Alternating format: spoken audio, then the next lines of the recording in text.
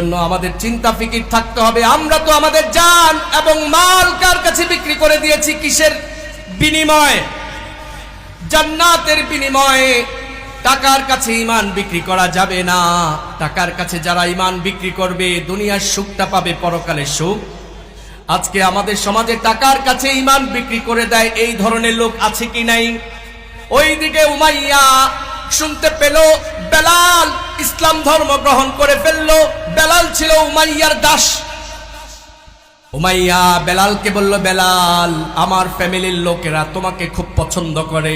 এতটা পছন্দ করে বেলাল, শুনতে পেলাম তুমি নাকি আব্দুল্লাহর বেটা মুহাম্মাদের ধর্মে অনুসরণ করো।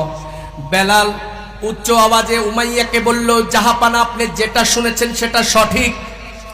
উমাইয়া তখন বেলালকে বলল, বেলাল, মায়া এবং পছন্দের কারণে তোমাকে আমি প্রস্তাব দিচ্ছি রে বেলাল, মুহাম্মাদের দিন থেকে তুমি সরে আসো, বিনিময়ে আমি তোমাকে টাকা দেব, সম্পদ দেব, দাস থেকে তোমাকে মুক্ত করে দিয়ে দেব।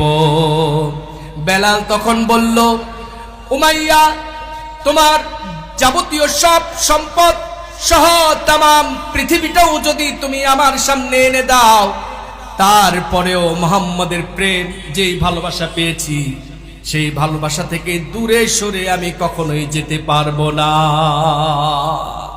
রাসূলকে ভালোবাসা মানে হচ্ছে রাসূলের আদেশ নিষেধ মেনে চলা। রাসূলকে ভালোবাসতেন সাহাবায়ে আজমাইন।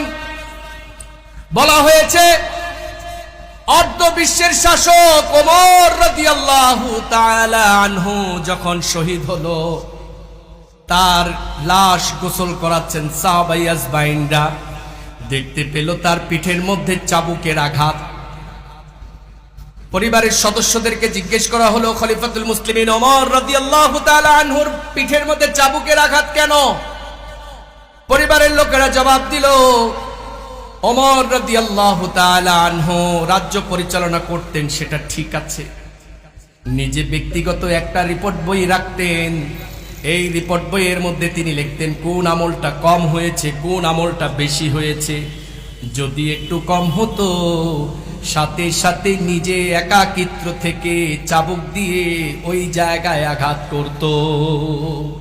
দুনিয়ার বুকে জান্নাতের টিকিট পেয়েছিলেন।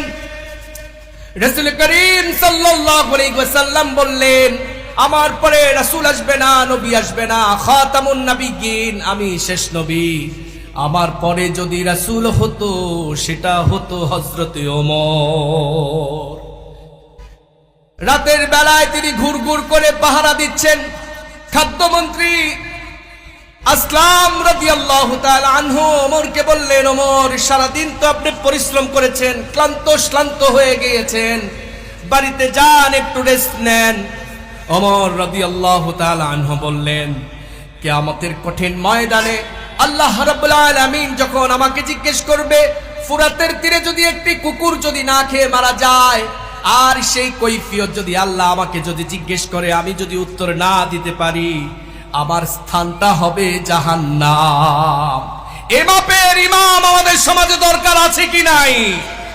আমরা তাকেই প্রমোট করব যার মধ্যে সাহাবীদের গুণ পাওয়া যাবে, ঠিক কিনা?